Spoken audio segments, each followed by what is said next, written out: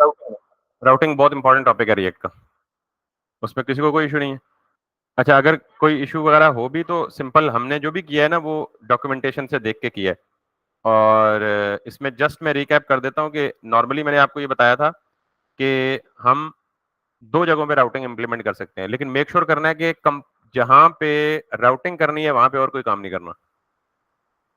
ठीक, तो या तो आप ऐप के कंपोनेंट में राउटिंग कर सकते हैं, और जो मैं कल जिक्र किया था कि इससे पहले हम ऐप के कंपोनेंट में राउटिंग करते आए हैं, लेकिन चूंकि आज इस दफा हमारे ऐप के कंपोनेंट में और भी लॉजिक थी, तो हमें क्या करना था, इस सारी लॉजिक को उठा के कहीं और दूसरे पेज पे मूव करना पड़ता और फिर उस पेज को किसी राउट पे जाके माउंट करना पड़ता या रेंडर करना पड़ता। तो इस काम के लिए हमें बेहतर सजेशन ये मिली डॉक्यूमेंटेशन से कि हम राउटिंग जो है वो app.jsx खुद जहां पे रेंडर हो रहा है ना ये कंपोनेंट, हम वहां जाके राउटिंग कर दे। दो app.jsx का कंपोनेंट कहाँ रेंडर होता है, यहाँ पे रेंडर होता था पहले, ठीक है। तो हमने उसको हटा के ऐप के कंपोनेंट को इधर राउट बना लिया अलग से, और फिर उसको राउटर प्रोवाइडर जो कि component given by React Router DOM, इसको इस्तेमाल करके इसमें राउटर का ऑब्जेक्ट पास कर दिया, और ये राउटर का ऑब्जेक्ट अपने अंदर सारे के सारे राउट्स को कंटेन कर रहा है। और इस ऑब्जेक्ट के अंदर कम से कम दो प्रॉपर्टीज होनी चाहिए, पाथ, और इससे ज्यादा भी हो सकती हैं, जैसे लोडर, प्री लोडर और बहुत सारे डाटा फैचिंग, वो सारी इसमें हो सकती है। बड़ा रिएक्ट राउटर डॉम बड़ा रिच फीचर कर दिया, specially React Router DOM version 6। लेकिन यहां तक आई होप सो कि आपको रिकैप समझ आ गया। अब हम फ्यूचर में जितने भी राउट्स बनाएंगे ना, उन तमाम राउट्स को पहले यहाँ रजिस्टर करेंगे। आगे क्या करेंगे, रजिस्टर करेंगे। अभी तक कितने राउट्स रजिस्टर्ड हैं, दो, एक स्लैश के साथ होम पेज वाला और एक ऐड वाला। इसके अलावा जो जो नया कंपोनेंट बनाएंगे हम उसको यहाँ पे रजिस्टर करते जाएंगे। ये काम तो हो गया हमारा। असल काम हमने रिएक्ट राउटर डॉम पढ़ा क्यों था कल, वैसे ही हम बाद में पढ़ते कि हमें जरूरत पड़ी थी एक नया पेज बनाने की, और उस नए पेज पे मूव करके एक फॉर्म बनाने की, और उस पे जो भी प्रोजेक्ट हम ऐड करें प्रोडक्ट, वो जाके कहीं सेव हो जाए, और फिर उसको क्या करें हम एप्लीकेशन में लोड करें। तो अब अगर हम आउटपुट पे आए तो हमारी ऐप में ये राउटिंग इंप्लीमेंट हुई है कि हम ऐड प्रोडक्ट पे क्लिक करें तो ऐड प्रोडक्ट के कंपोनेंट में मूव करते हैं, नेव बार में मूव कर दो, वापस नेव बार में चले जाते हैं, वापस ऐड प्रोडक्ट, वापस नेव बार। तो अब हम यहां से हमारा आज का काम शुरू होगा। तो इससे पहले आई एम होपिंग कि आपको कोई मसला नहीं है, ठीक है। सो लेट्स गो अहेड, और मैं क्विकली बूटस्ट्रैप का एक फॉर्म बना लेता हूं, because we are not suppose to talk about designs over here. मैं यहाँ से जाके फॉर्म्स के अंदर जाता हूँ, और फॉर्म के अंदर जो लेआउट है यहाँ पे कुछ बने बनाए लेआउट्स होते हैं, तो मैं इनको उठा लेता हूँ जी। लेट्स सी दिस वन, मैं इस पूरे फॉर्म लेआउट को उठा लूंगा, यहाँ पे वापस आऊंगा, ऐड प्रोडक्ट पे जाऊंगा, और ऐड प्रोडक्ट में यहाँ पे आके ये करूंगा। सबसे पहले हमें क्या करना होता है, जितने भी अनपेड टैग्स हैं उनको क्या करना होता है, पेड बनाना होता है। तो मैं इनपुट टैग में आऊंगा, यहाँ पे स्लैश डाल दूंगा, यहाँ पे भी स्लैश डाल दूंगा, यहाँ पर भी स्लैश डाल दूंगा, यहाँ पर भी स्लैश डाल दूंगा, यहाँ पर भी स्लैश डाल दूंगा, यहाँ पर भी स्लैश डाल दूंगा, और यहाँ पर भी स्लैश डाल दूंगा। उसके बाद कंट्रोल ए, कंट्रोल के, कंट्रोल एफ, फॉर्मेटिंग के लिए हमारा सारा कोड जो है वो प्रॉपर इंडेंटेशन के साथ फॉर्मेट हो जाएगा, ठीक है। उसके बाद आप वापस आए यहाँ पे, तो can you see this is the complete form. तो ये पूरे पेज पे फैल गया, जिसकी वजह से बड़ा भद्दा लग रहा है। तो आप क्या करें, इसके पेरेंट में जाएं और इस फॉर्म को कह दीजिए W50 कह दें। आपको पता है W50 यूटिलिटी क्लास है जो कि उसको 50% पे ले आती है। आप इससे भी कम करना चाहते हैं तो W25 कर दें। और अब आप इसको सेंटर पे ले जाना चाहते हैं तो कैसे करते हैं, आप इसका जो पेरेंट है विच इज काइंड ऑफ कोई भी नहीं है पेरेंट, तो मैं यहाँ पे उठाता हूँ इसको, एक पेरेंट पे या कंटेनर पे मूव कर लें, तो मैं इसको एक div पे दे देता हूँ, और कंट्रोल ए, कंट्रोल कंट्रोल एफ फॉर्मेटिंग के लिए, और यहाँ पे मैं इसको दे देता हूँ जी क्लास नेम, और इसको दे देता हूँ डी फ्लेक्स, और इसको दे देता हूँ जी जस्टिफाई। क्या क्लास नेम है, जस्टिफाई कंटेंट सेंटर, ऐसे ही है, ऐसे ही है। और टॉप से थोड़ी सी आप स्पेसिंग दे दें, यानी टॉप से आप कह दें जी PT5 कह दें आप इसको, दैट लुक्स गुड, ठीक है। तो हमने बेसिकली क्या करना है, ये कुछ चीजें खत्म कर देते हैं। हमने सपोज करना है जी कि क्योंकि प्रोडक्ट है तो प्रोडक्ट टाइटल, प्रोडक्ट डिस्क्रिप्शन और 3-4 फील्ड रखते हैं। प्रोडक्ट कितनी फील्ड रखते हैं जी, जितनी हमें चाहिए। कितनी चाहिए, प्रोडक्ट टाइटल, प्रोडक्ट डिस्क्रिप्शन और 4 फील्ड्स चाहिए। तो हमें 4 फील्ड्स चाहिए, तो हम ये सिलेक्शन तो नहीं चाहिए, इसको भी उड़ा दें। जिप नहीं चाहिए, इसको भी उड़ा दें। जितनी चाहिए बना लेंगे ना, पहले हम ये रेडियो बटन नहीं चाहिए होगा, इसको भी उड़ा दें। नाउ वी हैव 1 2 3 4, और हम क्या कहते हैं जी कि इसको भी हम कर लेते हैं 12 पे, इसको भी कर लेते हैं 12 पे। तो हमें ये 1 1 2 3 4 और 5 हो गई ना, 5। That's it. तो ये हमारा 5 का फॉर्म बन गया। हम इनको कहते हैं जी कि जरा जल्दी से फॉर ईमेल, इसको कहते हैं जी कि टाइटल, प्रोडक्ट टाइटल, और यहाँ पे टेक्स्ट कर देते हैं, और दैट्स इट, गुड। इसको कहते हैं जी, इसको हम कह देते हैं टेक्स्ट एरिया, क्योंकि डिस्क्रिप्शन के लिए नॉर्मली टेक्स्ट एरिया होता है। तो टेक्स्ट एरिया यहाँ कहाँ से मिलेगा हमें पता नहीं, वो स्टाइल भी मैच करना है ना। बना बनाया मिल जाए तो क्या जरूरत है हमें जोर लगाने की।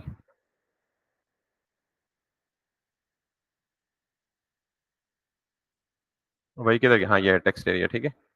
तो हम यहाँ से उठाएंगे इसको, और यहाँ से इसको ये प्लेस कर देंगे, ठीक है। इसको कहेंगे जी हम DESCRIPTIUN, इसको भी, और इसको भी कहेंगे जी DESCRIPTIUN, और enter DESCRIPTIUN, inter description here. क्या हो गया?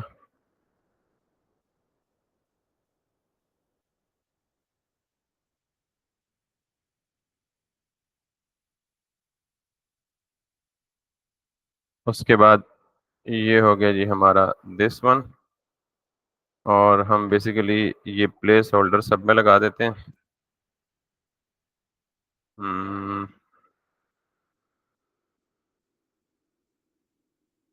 और लेबल सबसे हटा देते हैं ताकि हमारा यूआई थोड़ा सा सिंपल हो जाए। और क्या लेना है जी? प्राइस, टेक्स्ट, और एंटर प्राइस। सो टाइटल, डिस्क्रिप्शन, प्राइस, और क्या है?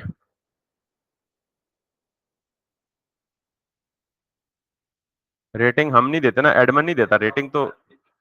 हाँ, रेटिंग तो यूजर देता है।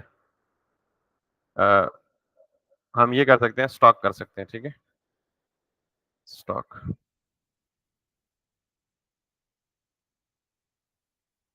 और आखिर में हम क्या दे सकते हैं जी?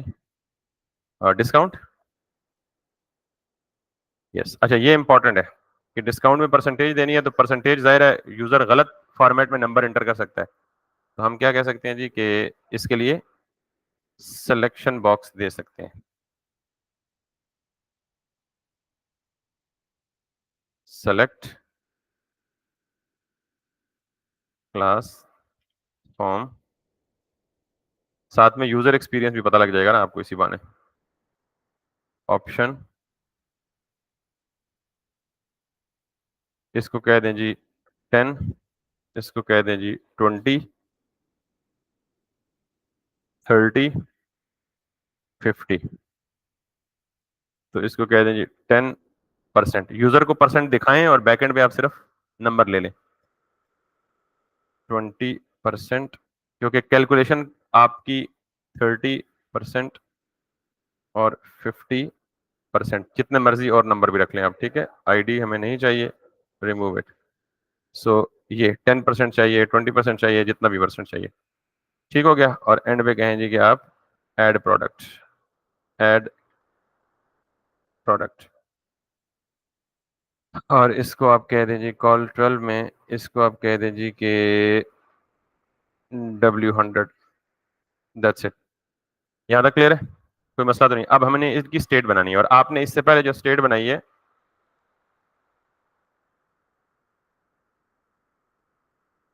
पहला ऑप्शन दे दें इसको जी,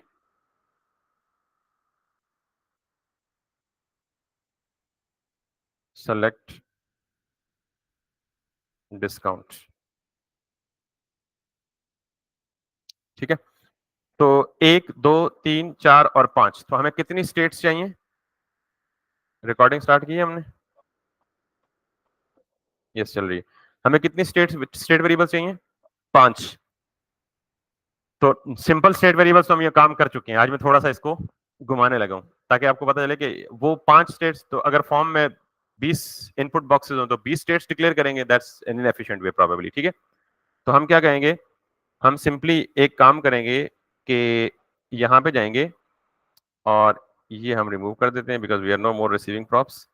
यहां पे जाके मैं कहूंगा जी कि कॉन्स्ट प्रो, ये कैसे डिसाइड करेंगे कि हमने अलग अलग स्टेट्स नहीं लेनी? देखें, ये 5 के 5 इनपुट फील्ड है ना, ये इंफॉर्मेशन है related to the same entity. Product एक ही एंटिटी है ना, तो असल में क्या होना चाहिए, एक एंटिटी की रिप्रेजेंटेशन के लिए एक ऑब्जेक्ट होना चाहिए, ना कि 5 वेरिएबल्स हो। एक ही वेरिएबल हो, ऑब्जेक्ट टाइप का हो और उस ऑब्जेक्ट की 5 प्रॉपर्टीज हो। दैट्स व्हाई मैं कह रहा हूं जी प्रोडक्ट सेट प्रोडक्ट। ये थोड़ा सा एडवांस टेक्निक, मैं जानबूझ के एडवांस तरीका बता रहा हूं फॉर्म हैंडलिंग का।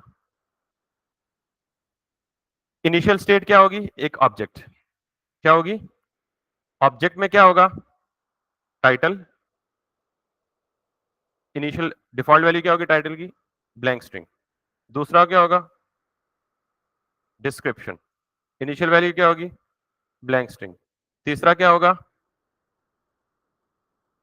प्राइस। इनिशियल वैल्यू क्या होगी? Blank string. तीसरा क्या होगा? डिस्काउंट। इनिशियल वैल्यू क्या होगी? Blank string. स्टॉक भी रह गया। तो प्राइस के बाद क्या था? स्टॉक।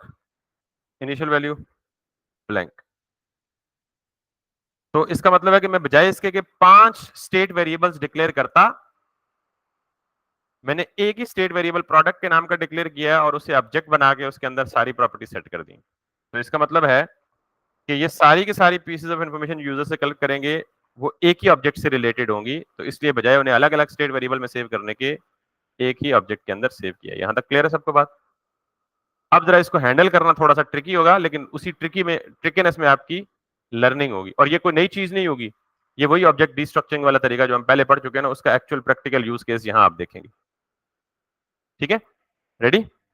तो अब मैं सबसे पहले क्या करूंगा, सबसे पहले ये करूंगा कि मैं कहूंगा जी कि हर एक को, आपको पता है कि टेक्स्ट बॉक्सेस को नेम और वैल्यू के एट्रीब्यूट देने हैं आप, तो मैं यहां पे कहूंगा जी कि this is going to be, इसका जो नेम है that is going to be title, और इसकी जो वैल्यू है वो क्या है अब? Product dot value.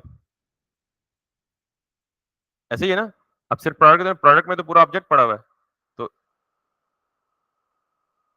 Product dot value नहीं, प्रोडक्ट डॉट टाइटल।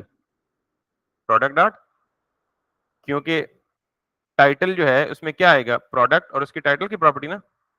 सारे हाँ हाँ कर ही जा रहे हैं, मतलब सोचते कोई नहीं है। मैंने कहा हाँ, कहते हाँ।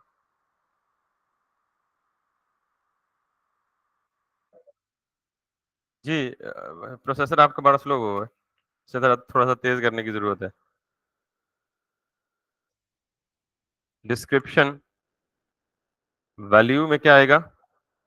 Product dot description. ये फॉर्म हैंडलिंग बड़ा इंपॉर्टेंट कॉन्सेप्ट बेटा, इसको इस पे लाजमी आपने प्रैक्टिस करनी है। जब तक ये फुल 100% कवर ना हो तो मुझे बताना है, इसकी बार बार प्रैक्टिस करवाऊंगा मैं।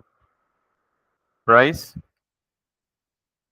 वैल्यू, अभी जो वैल्यू सेट कर रहा हूं ना इसमें प्रॉब्लम आएगा, तो पहले मैं जानबूझ के वो प्रॉब्लम दिखाऊंगा आपको। आ गया तो, ना आया तो अल्लाह खैर सल्ला किस्मत है। जो मैं एक्सपेक्ट कर रहा हूँ कि जो प्रॉब्लम आएगा। और उसके बाद ये है जी आपका name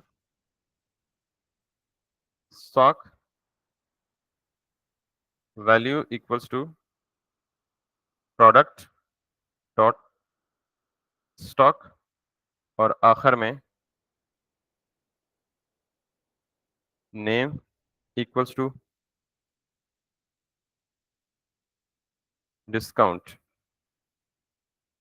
value equals to product dot discount. अब हमें क्या करना है कि जिस भी इनपुट बॉक्स में चेंज अकर हो उसकी वैल्यू सेट करनी है किसमें, लोकल स्टेट में। सेकंड स्टेप यही था ना।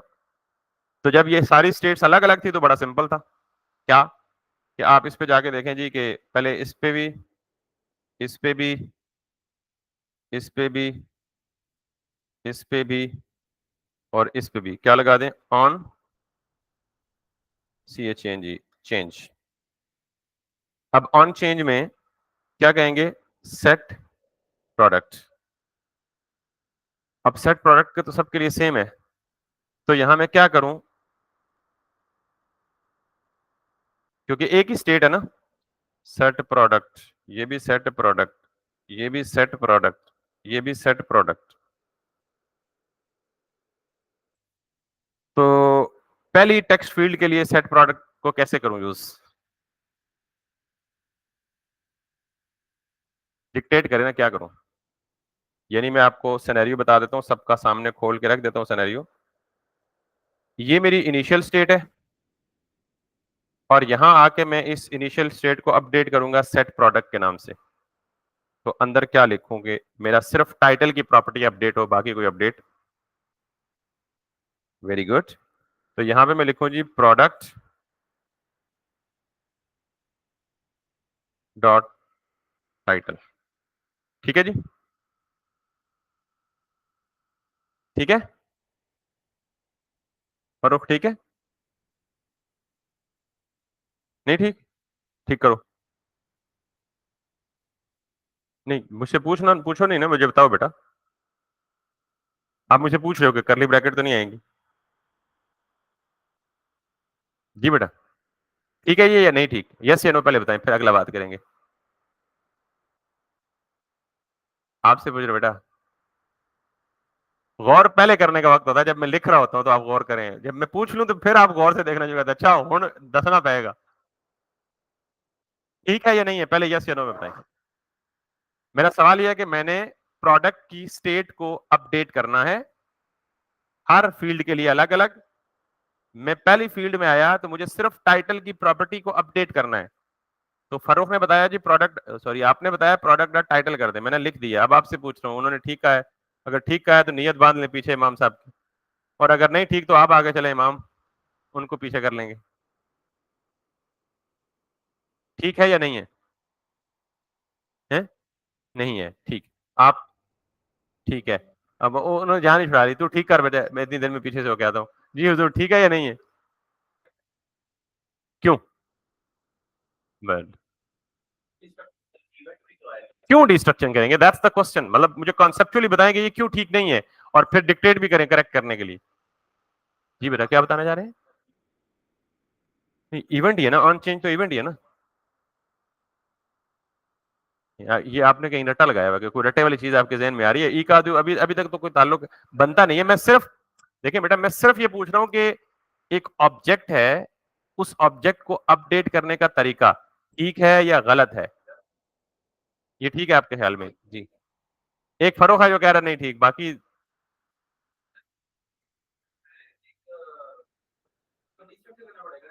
क्यों,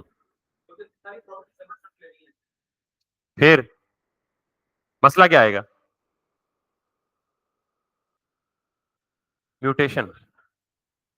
मैंने आपको कहा था बेटा सादा सा जुबान, कि जो किसी भी स्टेट की इनिशियल वैल्यू होती है उसकी वैल्यू अपडेट करते वक्त भी शेप सेम होनी चाहिए। तो प्रोडक्ट की इनिशियल शेप क्या है, ऑब्जेक्ट। अपडेट क्या कर रहा हूं, एक प्रॉपर्टी। तो होगा क्या है, ये प्रॉपर्टी अपडेट करते करते वो पूरे ऑब्जेक्ट को म्यूटेट कर देगा, पूरे ऑब्जेक्ट की शक्ल ही बदल देगा। ठीक है, तो क्या करना होगा अब बताइए जरा, प्रॉब्लम समझ आ गया नहीं आया। तो ये करने से पहले कहा था बेटा कि ये पिछली चीजें काम आएंगी जो पड़ी हैं, फिर भी आप तैयार नहीं हुए। अभी मसला समझ आया कि जब set product, product dot title, state update करने में मसला कोई नहीं है, डायरेक्ट तरीका ठीक है। लेकिन होगा क्या कि ओरिजिनल स्टेट म्यूटेट हो जाएगी, क्योंकि ओरिजिनल स्टेट, इनिशियल स्टेट क्या है, ऑब्जेक्ट है। अपडेट करते वक्त सिर्फ आप एक स्ट्रिंग उसे दे रहे हैं, अपडेट करते वक्त क्या देना है आपने उसको, ऑब्जेक्ट देना है। तो आप क्या करेंगे, यहां पे इसको करली ब्रैकेट, तो आपने मुझसे पूछना नहीं था, आप ठीक जगह पहुंच गए थे, लेकिन मुझसे पूछ लेते सर करली ब्रैकेट तो नहीं देंगे, नहीं देगा क्या मतलब, मुझे बताओ सर देंगे करली ब्रैकेट, आप क्यों नहीं दे रहे। अब क्या करें, अब ठीक है, क्यों, अब भी म्यूटेट कर देगा, क्योंकि उसमें जो बाकी प्रॉपर्टीज है उनको तो डिस्ट्रक्चर करके कॉपी कर लो ना, सिर्फ एक प्रॉपर्टी को चेंज करो। तो क्या करूंगा यहाँ पे, अरे किधर से आई बेटा, स्प्रेड किसको, प्रोडक्ट, और ये अब क्या गलती है जो एरर दे रहा है,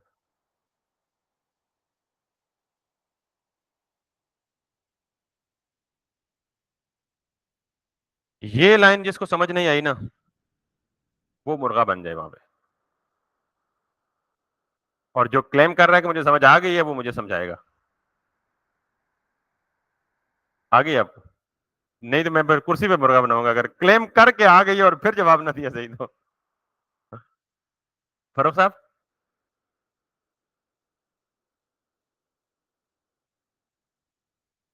जी हुजूर, देखें मेरी बात सुने, मैंने कहा जी कि अगर मैं ये सिर्फ ये काम करूंगा ना, प्रोडक्ट डॉट टाइटल, तो ये तो पहले बता दिया आपको, पूरे ऑब्जेक्ट को म्यूटेट करके उसको स्ट्रिंग बना देगा, ये तो नहीं करेंगे। फिर मैंने कहा जी कि मुझे करली ब्रैकेट में जो ऑब्जेक्ट, जो बाकी प्रॉपर्टीज है ना उनको तो सेव रखना है, तो उनको सेव करने का तरीका क्या है, उनको कॉपी बना ली, यानी ओरिजिनल ऑब्जेक्ट की क्या बना ले। तो ओरिजिनल ऑब्जेक्ट किस में पड़ा है, ऑब्जेक्ट प्रोडक्ट में ना, तो ये सारा का सारा क्या करेगा, प्रोडक्ट की कॉपी, यानी ये सारी की सारी प्रॉपर्टी को उठा के इधर रख देगा। फिर आगे मैं टाइटल की प्रॉपर्टी की वैल्यू को अपडेट कर रहा हूं, तो आपको पता है किसी ऑब्जेक्ट की प्रॉपर्टी में पहले कोई वैल्यू हो, जो पहले क्या वैल्यू, एम्प्टी स्ट्रिंग, और आप दोबारा से कोई वैल्यू उसमें असाइन करें, तो पुरानी वैल्यू क्या हो जाती है, ओवरराइट हो जाती है ना। तो मैं क्या कर रहा हूं, बाकी सारे ऑब्जेक्ट को एज इट इज कॉपी बना के रखो, और उसमें से सिर्फ किसको अपडेट कर दो, टाइटल को अपडेट कर दो, बाकियों को म्यूटेट ना करो। ये कहानी समझ आ रही है, सर आ गई है, आपको भी आ गई है फरोख, आपको भी आ गई है। तो अब ये क्या करेगा, ये बिल्कुल मस्ती नहीं करेगा, अगर मस्ती की तो ये करेगा पार्ट, वो नहीं करेगा, समझ आई बात। तो अब अगर ये बात समझ आ गई आपको, तो आप चुप करके आंखें बंद करें, और इसको यहां से उठा के कॉपी करें, इसके अंदर आके पेस्ट कर दें, और यहां टाइटल की जगह क्या अपडेट करना है, आप किस फील्ड में, डिस्क्रिप्शन।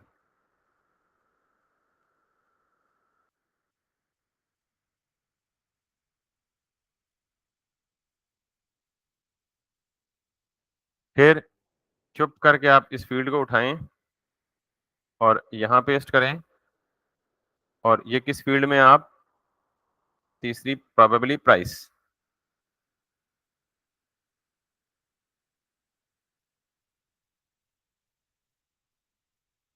फिर आप इसी को उठाएं, तो अब देख लें आपने हर स्टेट के लिए अलग से set title, title set title, description set description नहीं किया, एक ही अपडेटर फंक्शन सारों के लिए इस्तेमाल कर रहे हैं आप।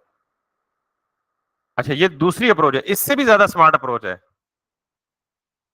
लेकिन हम आहिस्ता आहिस्ता स्मार्ट होंगे ना, ज्यादा जल्दी से स्मार्ट हो गए तो फिर खतरा हो जाएगा। स्टॉक, और यहां भी क्या करेंगे, स्टॉक, और यहां पे क्या करेंगे जी,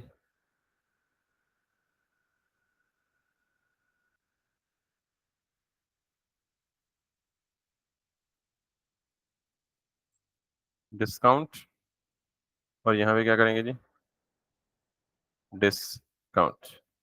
now if I come back, too many re-renders, React limits the number of renders to prevent an infinite loop.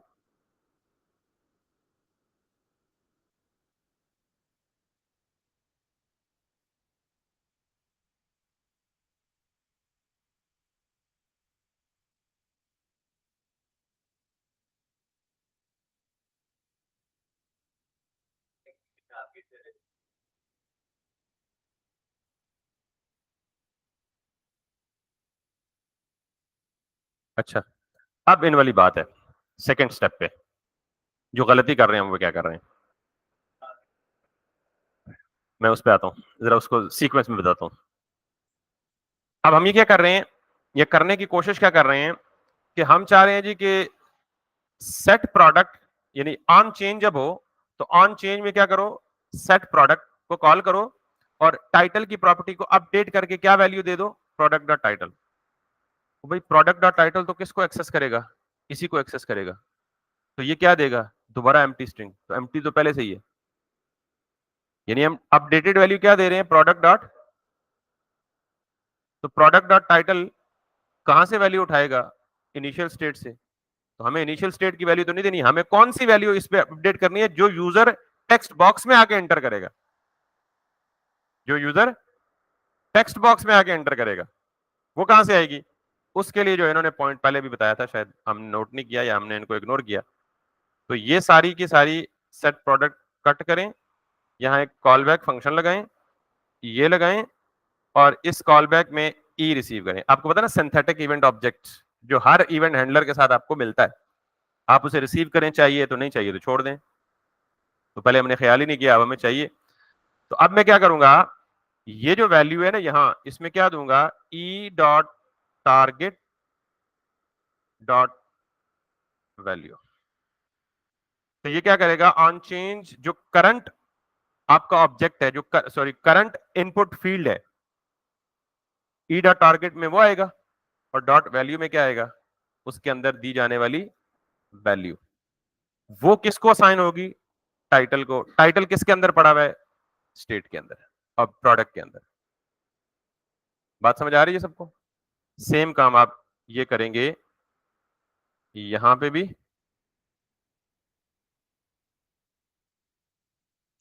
ई और फिर E dot target dot value for the description. Same काम ई और यहां पे भी अब क्या करेंगे, E dot target dot value. Same काम करेंगे ई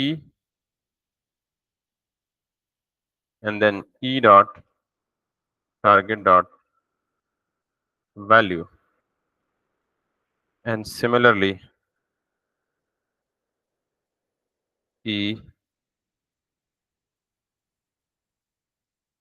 dot target dot value। ठीक,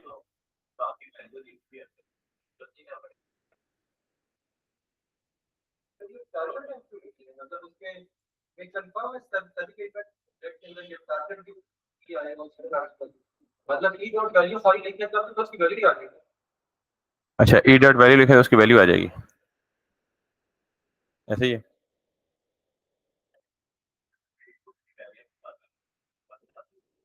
आपकी जावास्क्रिप्ट मैं आपको डेमोन्स्ट्रेट करता हूँ कि क्या आएगा क्या नहीं आएगा। आप, मसला ये है ना कि बेसिक चीजों को अंडरस्टैंड नहीं करते। ये जो टाइटल के अंदर मैंने सेट किया ना, इसको मैं हटा के यहाँ लॉग लिख देता हूँ और यहाँ ई लिख देता हूँ। अब जरा देखिएगा कि ई में क्या आएगा, ये आपको कैसे कंफर्म है कि, या ये हमें कैसे कंफर्म हो सकता है। कोई भी टाइप करें, चेंज हुआ, सिंथेटिक इवेंट ऑब्जेक्ट फायर हुआ। इस सिंथेटिक इवेंट ऑब्जेक्ट को हमने ई वेरिएबल में सेव किया या रिसीव किया। इसके अंदर जाएं, एक टारगेट की प्रॉपर्टी है, तो यहां से ये कंफर्म होता है कि सिंथेटिक इवेंट ऑब्जेक्ट में टारगेट नाम की एक प्रॉपर्टी है। अच्छा, अगली बात सुने, टारगेट को एक्सपेंड करें, इसके अंदर वैल्यू नाम की प्रॉपर्टी है।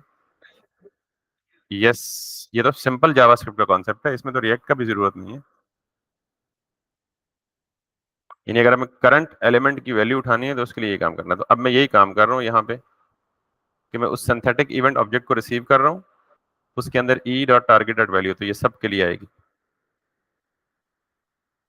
अच्छा, उसके बाद अगर आप यहाँ पे इंस्पेक्ट में जाएं तो कुछ हमने एरर्स देखे हैं गालिबन कंसोल पे। तो ये क्या है, क्लास को क्लास नेम से रिप्लेस नहीं किया, तो ये सिंपल सा है। कंट्रोल एफ करें, यहाँ लिखें क्लास इक्वल्स और इसको रिप्लेस कर दें किससे, क्लास नेम इक्वल्स 12 अकरेंसेज हैं, 12 की 12 जगहों पे चेंज कर दें, वापस यहाँ पे आए, रिफ्रेश करें, everything is gone. That's correct. अब जरा देखिएगा, मैं यहाँ पे कुछ भी लिखता हूँ, गॉट एंटर्ड, यहाँ पे कुछ भी लिखता हूँ, यहाँ पे कुछ भी लिखता हूँ, यहाँ पे कुछ भी लिखता हूँ और यहाँ पे कुछ भी लिखता हूँ, सबमिट पे क्लिक करता हूँ तो कुछ भी नहीं हो रहा, बिकॉज मैंने अभी सबमिट को हैंडल ही नहीं किया, अभी सबमिट को हैंडल ही नहीं किया। तो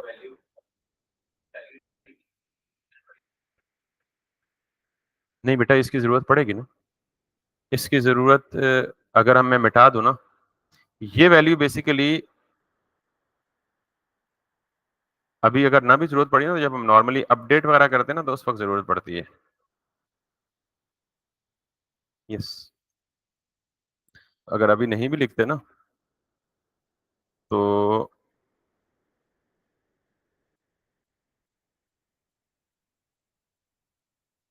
आपको मैंने दो कॉन्सेप्ट पढ़ाए थे, एक कंट्रोल्ड इनपुट और एक अनकंट्रोल्ड इनपुट। एक कंट्रोल्ड इनपुट और एक, क्या फर्क था दोनों में? अगर नहीं पता तो ये पढ़ लें। A component is changing a controlled input to be uncontrolled. This is likely caused by the value changing from defined to undefined, which should not happen. कि जब हम वैल्यू का एट्रीब्यूट नहीं देंगे तो हमारा कंपोनेंट क्या बन जाएगा? अनकंट्रोल्ड कंपोनेंट बन जाएगा। और अनकंट्रोल्ड कंपोनेंट क्या होता है? जिसको हम मैन्युअली डॉम के थ्रू गेट या सेट करना पड़ता है। और कंट्रोल्ड कंपोनेंट क्या होता है? जिसको हम इंटरनली लोकल स्टेट के, तो ये जो वैल्यू का एट्रीब्यूट है ना, ये आपकी लोकल स्टेट को बाइंड करती है इसके साथ। समझ आ रही बात?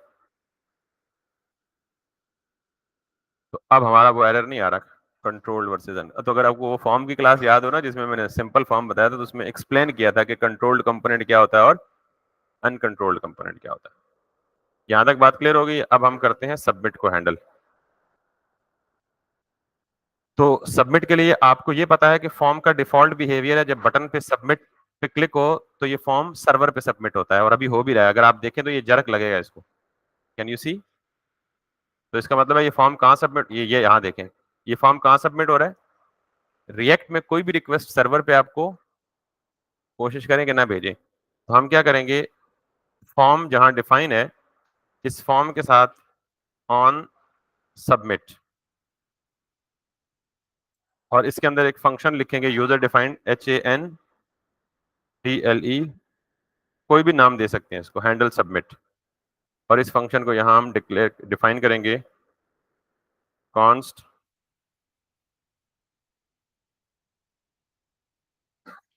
और मैं सिंपली यहां लिख देता हूं हेलो, ताकि जस्ट ये देखूंगा ये वाला मेथड हिट हो रहा है या नहीं हो रहा। और अब अगर मैं वापस जाऊं, रिफ्रेश करूं to see if there are any errors, no error. अब अगर इसको क्लिक करूं, तो अब ये देख रहे हैं यहाँ हल्का सा जर्क आ रहा है हेलो, लेकिन वो फॉर्म के सबमिशन की वजह से गायब हो रहा है। तो आपको ये भी पता होना चाहिए कि जाहिर है ये भी सिंथेटिक इवेंट ऑब्जेक्ट फायर करता है, हर event synthetic event object fire करता है। तो इसको मैं सबसे पहले क्या करूंगा, ई डॉट प्रिवेंट डिफॉल्ट।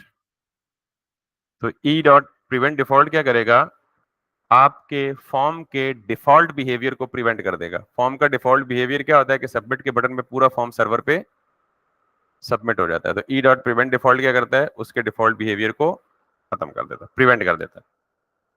अब मैं यहाँ पे देखता हूँ लॉग करके कि मेरे पास जो प्रोडक्ट है उसकी इंफॉर्मेशन आई है या नहीं आई। If I go write something in, write something in, write something in, I do have everything in place.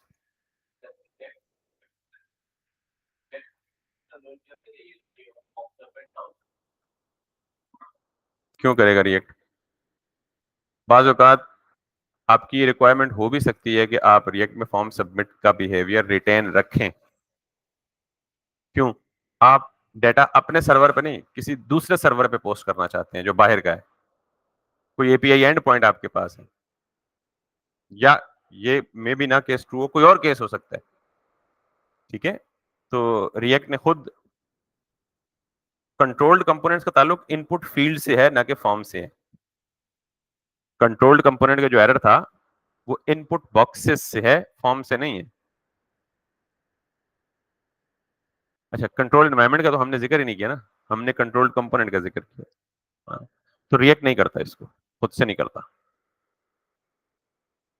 ठीक है, चले। तो अब ये सारा फॉर्म आ गया, तो अब आप इस फॉर्म पे वैलिडेशन भी लगा सकते हैं, क्योंकि अगर आप वैलिडेशन नहीं लगाएंगे तो आप ये करेंगे तो सारा का सारा खाली ऑब्जेक्ट आपके पास आ गया।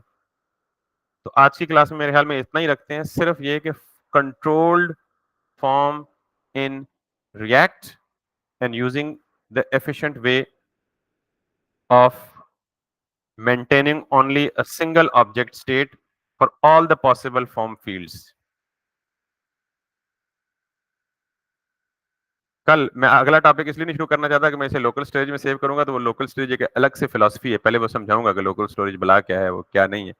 तो फिर हम क्या करेंगे कि जो भी इंफॉर्मेशन यहाँ यूजर से लेंगे उस इंफॉर्मेशन को सेव करेंगे, तो वो परमानेंटली जाके कहीं सेव होनी चाहिए। और फिर ये जो प्रोडक्ट की इंफॉर्मेशन होम पेज पे आ रही है, ये सारी की सारी वही इंफॉर्मेशन आनी चाहिए जो हम प्रोडक्ट ऐड करेंगे, यानी उधर प्रोडक्ट ऐड करें, यहाँ वो शो हो जाए। यहाँ तक किसी का कोई सवाल है तो वो बता दें प्लीज। इसमें फिर राउटिंग की एडवांस राउटिंग भी शामिल होगी कि आप किसी पर्टिकुलर प्रोडक्ट के डिटेल पेज पे भी जाएंगे और राउट पैरामीटर्स भी डिस्कस करेंगे और बहुत सारा कुछ, तो एडवांस राउटिंग भी इसी में कवर हो जाएगी। यहाँ तक कोई सवाल है तो वो जरा आप बताओ।